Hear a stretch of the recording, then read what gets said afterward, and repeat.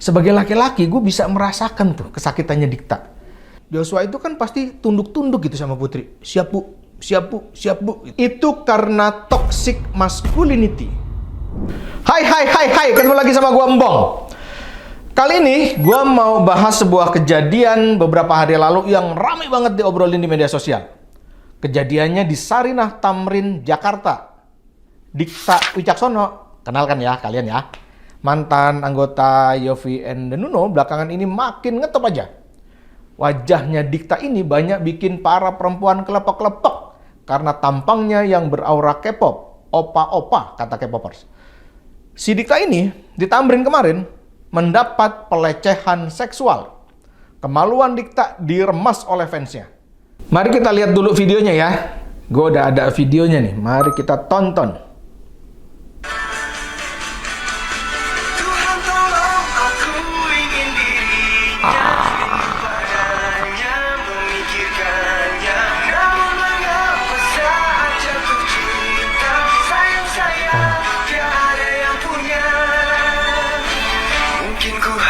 Sampai bungkuk itu sakit itu bos. Ya, itu videonya. Lo lihat kan ya? Dikta kelihatan kesakitan. Sebagai laki-laki gue bisa merasakan tuh kesakitannya Dikta. Itu pasti diremas dengan sangat keras sampai Dikta jalannya bungkuk-bungkuk kayak begitu. Itu sakit bos. Sakit, iya beneran sakit. Gue sebagai laki-laki bisa ngerasain itu sakit banget. Dan mari kita lihat sejumlah komentar netizen atas peristiwa Dikta ini. Ada yang bilang mau kasihan tapi lucu.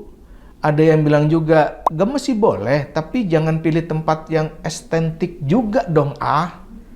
Ada juga yang bilang please kasih tahu aku di video yang mana pas Dikta dipegang. Jadi dia pengen ngeliat tuh Dikta diremas itu.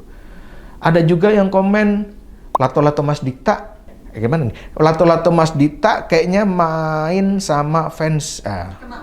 Kena main. Lato-lato Mas Dikta kena main sama fansnya kayaknya.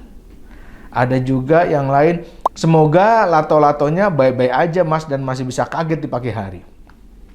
Kawan-kawan, pertanyaannya begini. Kenapa pelecehan seksual yang dilakukan perempuan terhadap laki-laki kerap kali tidak dianggap sebagai pelecehan? Inilah Ruang Jernih, biar lo gak gagal paham. Kasih paham,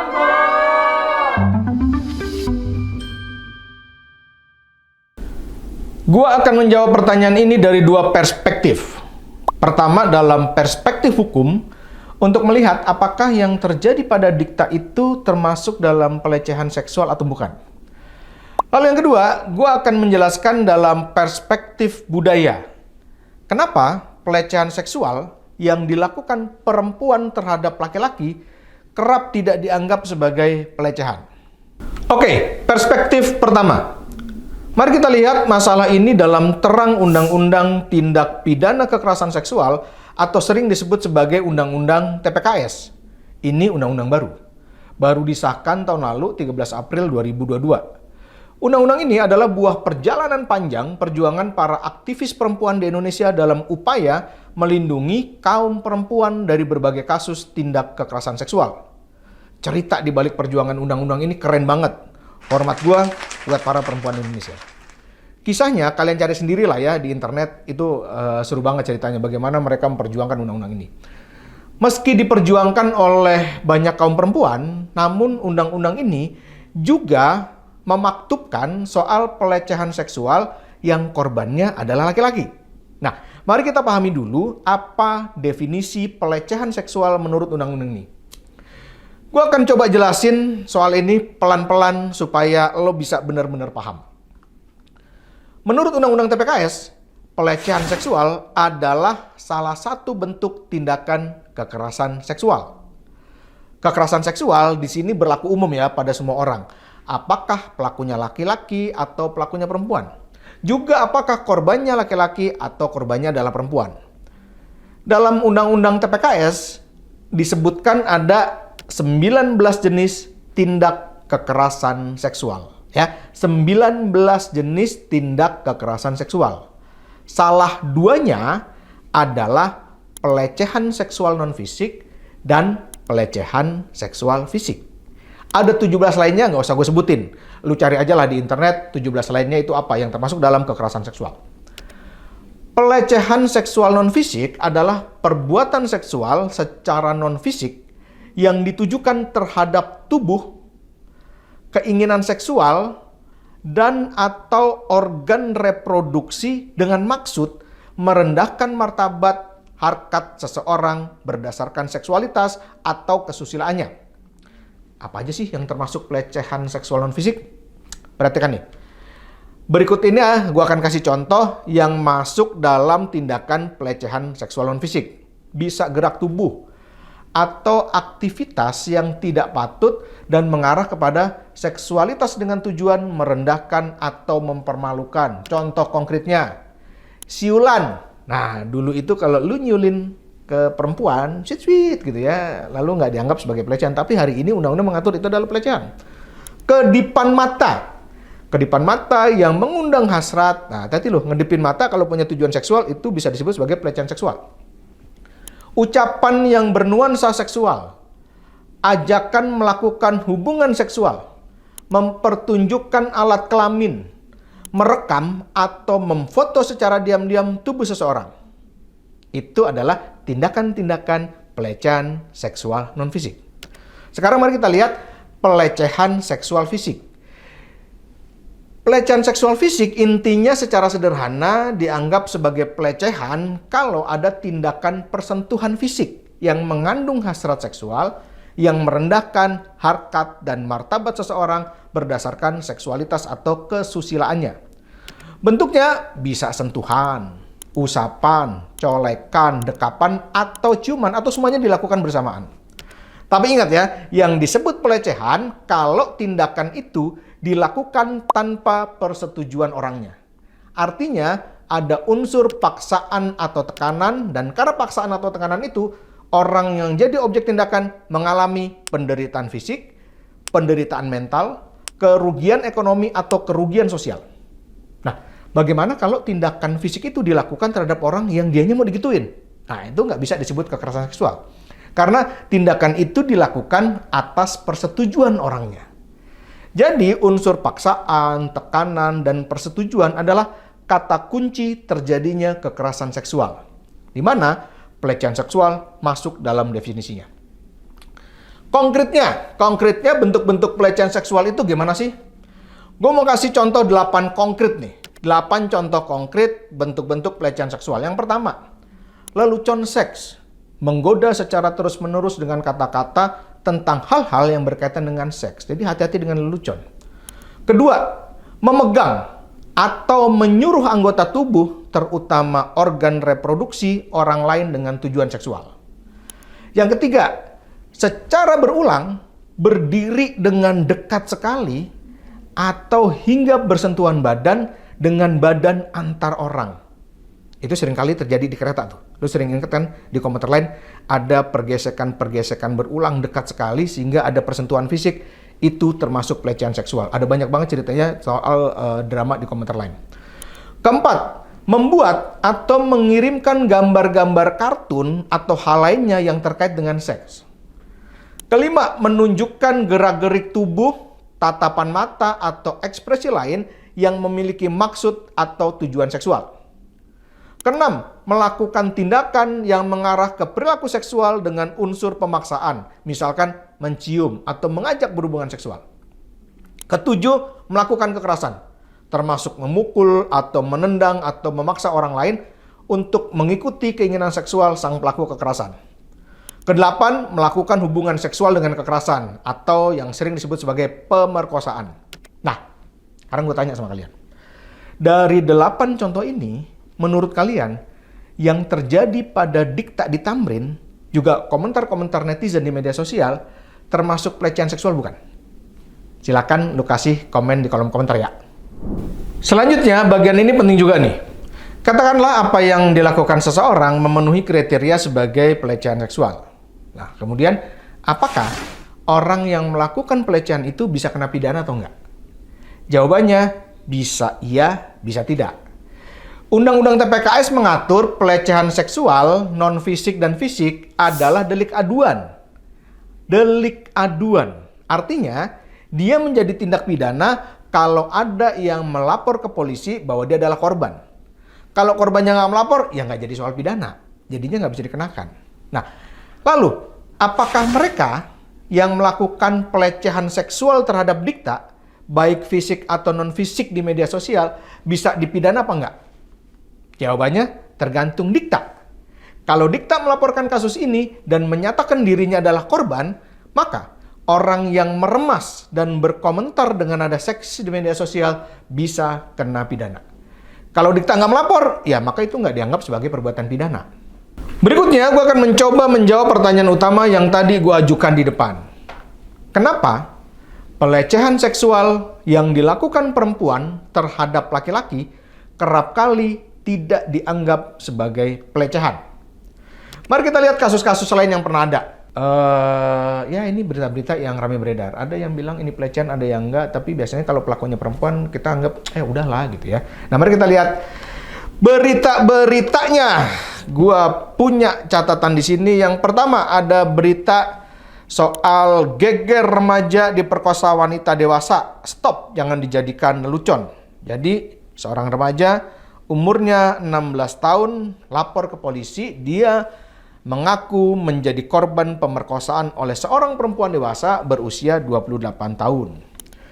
Ada juga yang ini juga rame nih, kemarin-kemarin nih, viral konten pranknya Thalita Pavita menjurus ke pelecehan seksual, warganet singgung pria juga bisa jadi korban. Tapi dalam kasus Thalita, kalau lu belum tahu ya, jadi Thalita itu ceritanya dia bikin konten, dia nanyain lokasi kepada laki-laki, tapi dia dekatin tubuhnya kepada laki-laki tersebut. Sampai deket banget. Lalu si laki-lakinya kelihatan risih banget. Dari 3 pria yang ditanyai oleh Thalita, semuanya terlihat berusaha menghindar. Dan nggak nyaman karena tubuhnya Thalita ini deket banget. Komentar netizen, pepet terus kak. Ada orang di TikTok ngomong gitu ya. Ada juga, salut ini buat mbaknya, update dong yang baru. Kayaknya dia menikmati banget konten yang dibuat oleh Thalita. Tapi Thalita di media sosial udah kasih klarifikasi kalau dia nggak bermaksud menempelkan payudaranya. Dia juga klarifikasi kalau dia nggak ada niat untuk melakukan pelecehan seksual. Lalu yang tadi tuh, yang remaja pria diperkosa oleh wanita, ada sejumlah netizen yang bukannya berempati kepada korban, tapi malah menjadikan bahan bercandaan yang bernada seksis dan cabul gitu ya. Ada banyak. Nah, sekarang gimana komentar para netizen terkait berita-berita ini? Nah, gue ada 4 video yang akan gue tonton untuk gue tunjukin ke kalian. Gue juga belum lihat nih videonya. Ini dibikin sama anak-anak, tapi gue nggak boleh lihat katanya. Supaya gue bisa ngeliat secara natural apa yang terjadi. Video pertama ya, kita setel. Kalau menurut gue, iya harus langsung percaya. Percaya dulu dengan korban. Proses hukumnya belakangan, terbukti apa enggaknya. Peliputan mungkin iya, cuman framenya kadang-kadang nggak berpihak pada korban. Ada beberapa media yang bilang ngangkat bajunya korban kayak apa, mereka pulang malam atau bagaimana, gitu-gitu sih. Jadi dia... Nah, ini menarik nih. Ini dalam kasus pelecehan seksual secara umum ya. Jadi dalam kasus-kasus pelecehan seksual, utamanya yang terjadi pada perempuan, seringkali yang jadi dipersoalkan adalah perempuannya. Lu sih pulang malam, lu sih pakai baju yang seksi gitu. Padahal kan sebenarnya pikiran jorok itu bukan karena bajunya atau karena kondisinya, tapi karena si otaknya si pelaku gitu kan. Setuju mas, setuju. Iya, bukan karena si perempuannya gimana gitu. Perempuannya udah jadi korban dalam kasus kekerasan, tapi kemudian dia salin lagi karena perilakunya. Padahal kan persoalannya di kepalanya si pelaku. Ini menarik juga nih komentarnya si siapa namanya, gue nggak kenal nih. Nge-framing kalau seakan-akan tuh korbannya yang salah gitu. Iya, korban yang salah. Semua pelecehan seksual tuh bisa sih, siapa aja korbannya, perempuan atau laki-laki ya menurut gua. Cuman menurut gua kalau misalkan korbannya laki-laki tuh nggak terlalu vokal banget gitu loh, nggak terlalu. Nah, ini menarik nih ya. Ini dia yang akan gue jawab pertanyaannya. Kenapa kalau korbannya laki-laki itu kayak nggak vokal banget orang-orang? Ini netizen satu ini pun juga mengakui kalau korbannya laki-laki, orang banyak nggak vokal gitu. Karena mungkin stereotipnya laki-laki itu kan maskulin, macho gitu. Jadi nggak banyak korban laki-laki yang bersuara aja sih. Jadi Menarik. Dia bilang bahwa kenapa nggak ada teriakan, karena orang cenderung nggak percaya. Maksud sih laki-laki jadi korban pemerkosaan gitu ya? Karena kan laki-laki stereotipnya adalah orang kuat. Maksud sih lu diperkosa, apalagi sama perempuan, nggak mungkin banget. Ini pandangan yang sangat menarik yang nanti akan gue bahas. Selanjutnya video kedua, mari kita lihat. Kalau pendapat gue, karena sekarang udah banyak banget cara untuk dia bisa ngelaporinnya, at least nggak laporin langsung ke pihak berwajib ya, kayak di-upload dulu terus di tweet kayak gitu, kayaknya sulit deh langsung percaya, karena kalau misalnya ada buktinya itu akan jauh lebih baik. Contoh, mendadak dia iseng mau terkenal karena dia bukan siapa-siapa, dia juga bisa kok bikin cerita gue terkena pelecehan seksual kan. Nah, ini dia emang agak kerepotannya ya, persoalan di kasus-kasus pelecehan seksual itu adalah soal bukti. Nah, undang-undang TPKS itu progresif banget, tapi gue nggak akan bahas lah di sini. Persoalan bukti dan segala macamnya itu udah ada penyelesaiannya di undang TPKS. Dan netizen ini ngomentarin soal persoalan itu. Dan dia bilang juga, karena banyak juga kasus-kasus yang itu digunakan orang ngaku sebagai korban untuk popularitasnya dia gitu. Oke, menarik. Dulu kalau pendapat gue, pelecehan seksual itu diredam dan nggak banyak terlapor karena mungkin begitu dia ngelapor terus abis itu nggak ada buktinya terus diabaikan. Iya, memang itu kerepotannya. Ketika nggak ada buktinya, lalu diabaikan aja, nggak bisa ditindaklanjuti sama polisi. Tapi karena sekarang rame, terus sehingga pihak berwajib itu terperosok atau tergencet untuk diverifikasi, divalidasikan. Jadi rasanya speak up itu tetap penting, tapi bantuan netizen komen atau meramaikan bikin jadi yang berwajib jadi lebih semangat buat memvalidasi dan ngecek sih bener apa enggak gitu sih. Iya, biasanya kan setahu gue ya, kenapa namanya dilecehkan, biasanya ada pihak yang dominan dan pihak yang lemah ya. Nah, ini asik nih. Ini si Mas ini komentar dalam kasus pelecehan seksual itu terjadi karena ada pihak yang dominan dan ada pihak yang lemah. Nanti akan gue jelasin. Ternyata mungkin sudah emansipasi, jadi pria pun juga bisa jadi korban pelecehan. Ya jujur buat gue ini hal baru sih mendengar hal itu ya. Nah, ketika ditanya soal kalau korbannya ada laki-laki, dia bilang kan ada yang lemah, ada yang kuat ya. Jadi yang lemah, yang kuat dan yang lemah. Jadi kalau korbannya laki-laki, dia baru denger sih. Karena mungkin dalam perspektif dia, dalam bentuk yang lemah, yang kuat dan yang lemah, itu yang kuatnya adalah laki-laki. Jadi secara tersirat menurut gua dia seperti nggak percaya bahwa laki-laki yang dipersepsikan sebagai kuat itu menjadi korban perkosaan. Nanti kita akan bahas. Ini komentar yang sangat menarik juga. Kita lihat video yang ketiga. Sebenarnya kalau langsung percaya, mungkin bukan yang nggak percaya ya, mungkin kayak bukan yang mempertanyakan, tapi lebih ke mengecek. Maksudnya sebelum kita menyalahkan si pelakunya, akan lebih baik kalau kita ngecek dulu sebenarnya ini beneran terjadi atau enggak. Kecuali kalau kasusnya Dikta kemarin kan kita lihat secara langsung ada videonya kan, jadi ya memang itu beneran terjadi gitu. Tapi kalau misalnya orang cerita aja, ya sebenarnya bukan nggak langsung mempercayai sih, tapi lebih ke bukannya menghakimi atau kayak enggak kali itu perasaan lo doang kali, bukan kayak gitu, tapi lebih ke kayak oh iya. Terus sebenarnya kalau dari peliputan beritanya menurut aku udah cukup baik, tapi kadang-kadang itu ada di bagian nama pelaku atau korbannya. Kadang-kadang tuh aku suka ngelihat kalau misalnya apalagi media cetak, bukan media cetak, apa sih, berita digital gitu, mereka suka pertamanya di atasnya mereka blur namanya siapa gitu, atau nggak pakai inisial, tapi pas di bawah-bawah tuh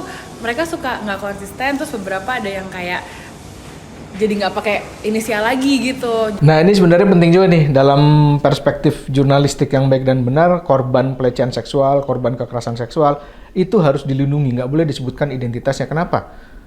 Ya, lu bayangin korban pelecehan seksual lalu dipublikasikan. Lu bayangin diri lu jadi korban pelecehan seksual yang serius gitu ya peristiwanya, itu kan malu.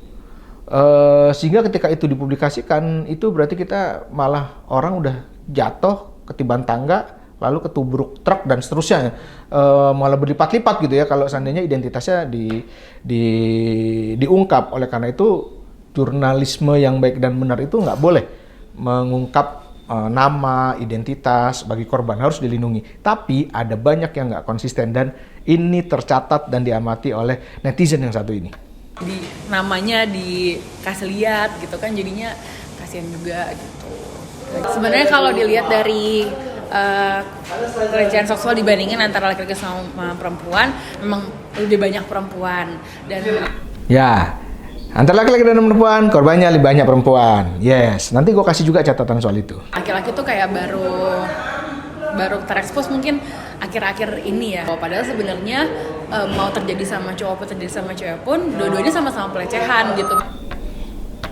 Jadi meskipun terjadi sama cowok atau cewek, yaitu pelecehan. Dan Mbak ini mengakui bahwa ya bisa juga cowok jadi korban pelecehan seksual.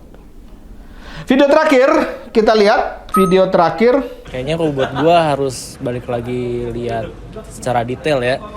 Nggak langsung percaya juga. Cuma ya tetap kita hargain lah suara dia gitu. Masih ada, ya kadang ada yang disupport, ada yang enggak gitu. Jadi ada yang ke highlight, ada yang enggak ke highlight.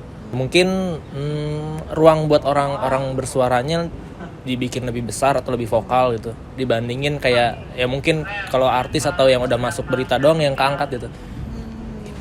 Kalau misalnya emang datanya sebanyak yang terjadi ke perempuan, ya berarti ada yang nggak benar kali ya. Jadi yang cewek lebih keangkat, yang cowok enggak. Mungkin kayak kalau kasus yang cewek banyak keangkat, kalau kasus yang cowok nggak banyak keangkat. Ya itu memang fenomenanya yang terjadi. Kenapa? Nanti akan gue jawab. gara-gara kebiasaan di Indo kali ya. Maksudnya cewek lebih dilindungi lah dibanding cowok. Kalau misalnya cowok kan emang biasanya stigmanya orang-orang bilang ya lu harus kuat gitu kan. Nah ini menarik nih, ini keluar lagi komentar ini. Kenapa yang cowok seringkali nggak terekspos, kalau cewek itu lebih banyak terekspos? Ada persepsi ya kalau cewek kan harus dilindungi, sementara kalau cowok ya lu kan harus kuat gitu ya.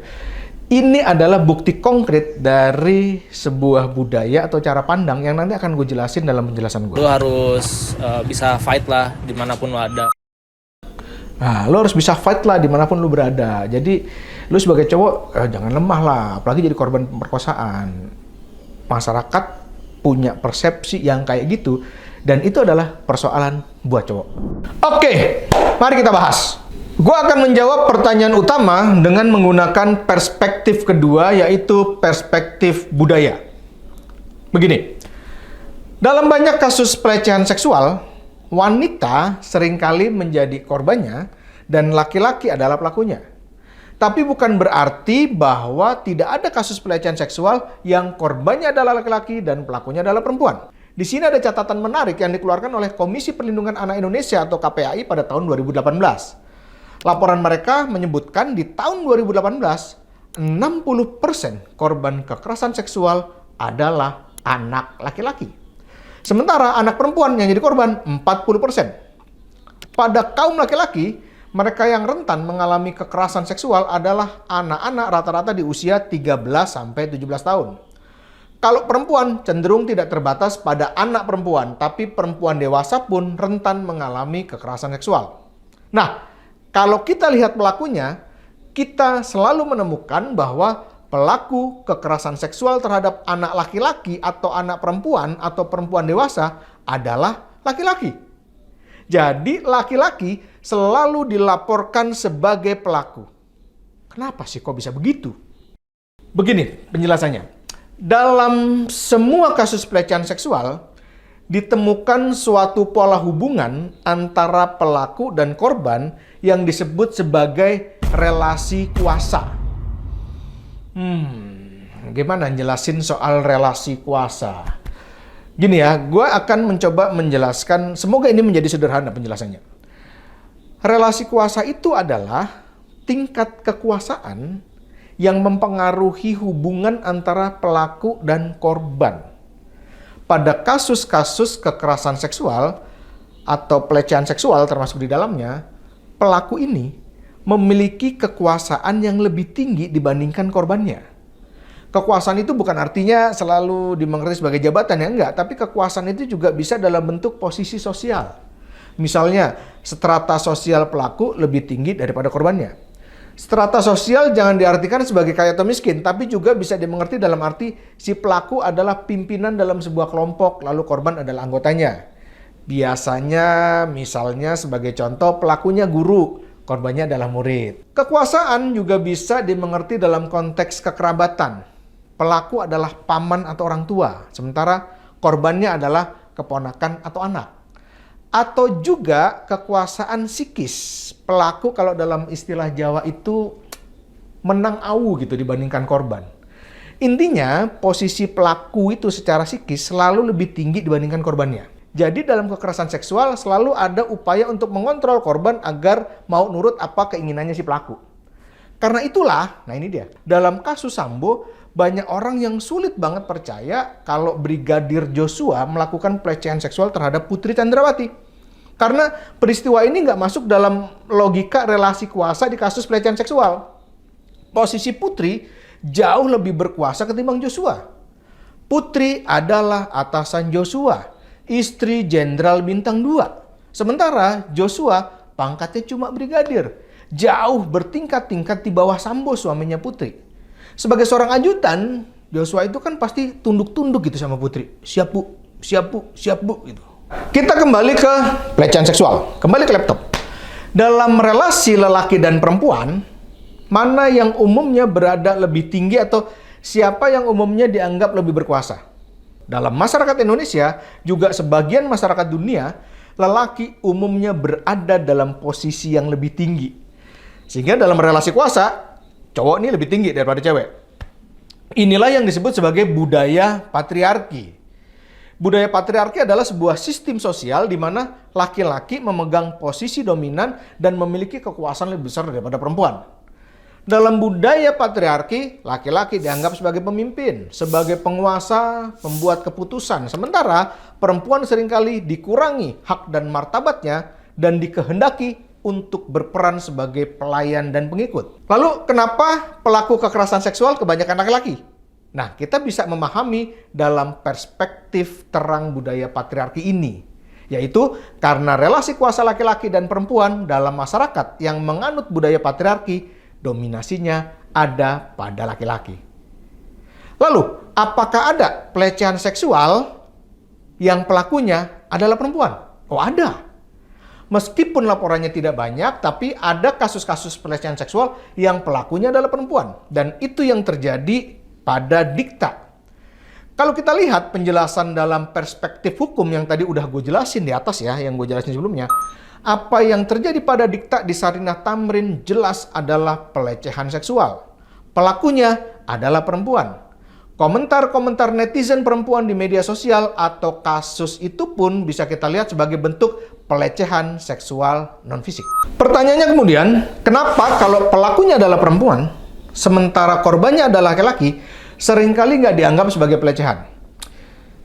Gue ingin menjawab bisa jadi itu karena toxic masculinity. Konsep maskulinitas yang beracun. Konsep maskulinitas adalah sebuah cara pandang tentang bagaimana seorang laki-laki harus bersikap. Kita sering dengarlah bahwa laki-laki itu harus kuat. Tadi ya kalau kita ngeliat komentar netizen ada yang ngomong gitu kan, laki-laki itu kan harus kuat, lo harus fight dong.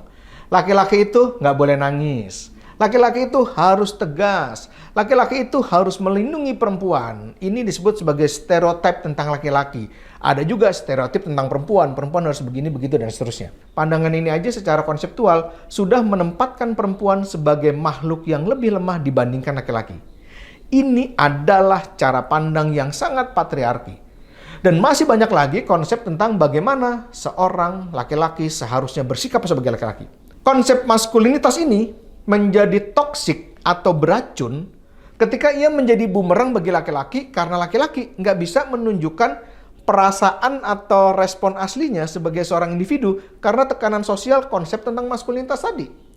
Sudah pengen banget nangis bos, tapi ditahan karena perasaan, gue kan nggak boleh nangis, laki-laki tuh nggak boleh nangis. Dulu emak gue bilang, bapak gue bilang laki-laki nggak boleh nangis. Jadi dia nggak bisa menampilkan dirinya sebagai apa adanya ekspresi individunya dia. Dalam konteks pelecehan seksual, seorang laki-laki yang menjadi korban bisa jadi menyangkal dirinya sendiri bahwa dia adalah korban.